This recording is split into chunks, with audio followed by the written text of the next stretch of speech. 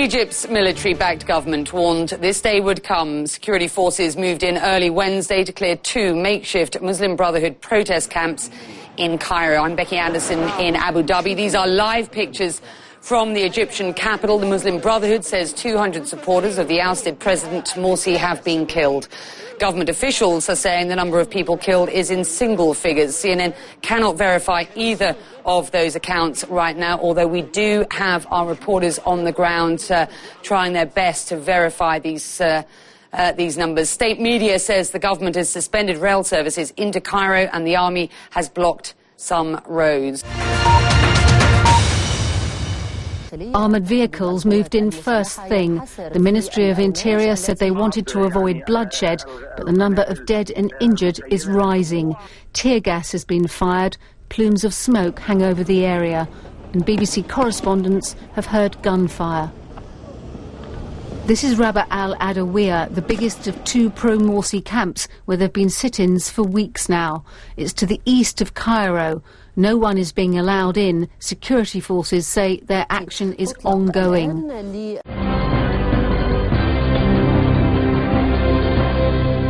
Security forces moved in with bulldozers. They fired tear gas into the crowds.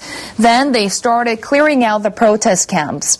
The Interior Ministry issued a statement blaming the demonstrators for causing unrest. The statement stressed security forces are using tear gas but not firearms. Spokespersons for the Muslim Brotherhood described the move as a massacre. They said the protesters were demonstrating peacefully.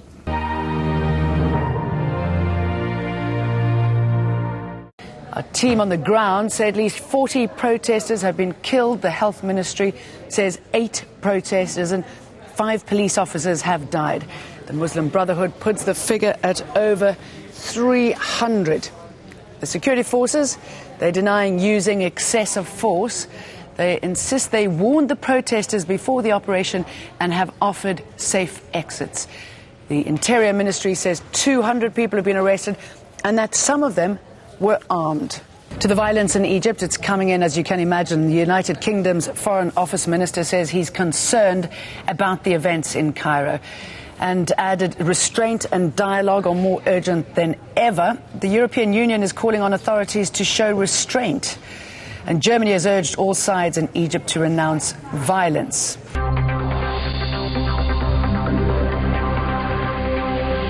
In the small hours of this morning, the security forces moved in, reportedly both to the camp outside the University Square, which is relatively small, but also they have been approaching and moving into the Rabaa al-Adawiya mosque area, which is a very substantial area indeed. Many tens of thousands of people have been camping there now for some weeks. It's really a town within a town. Now, we have these unconfirmed reports of 15 dead. It would be consistent with the previous attempts that they have made, the security forces, to clear these areas. Just over 2 weeks ago, more than 70 were killed and many hundreds, 300 plus, wounded, mostly in Rabaa al-Adawiya, during a similar attempt by the security forces to go in. But they are now moving in with armoured vehicles to smash down the barricades that the demonstrators, the pro-Morsy demonstrators, had erected to protect themselves. And these demonstrators, by and large, are not armed with anything other than staves. There has been evidence in the past of the use of homemade shotguns, but there not any evidence of that yet on the side of the anti-government demonstrators. But what they have done is build the steel shields, eye viewing slits, which they are hiding behind as they come under attack once again from the security forces.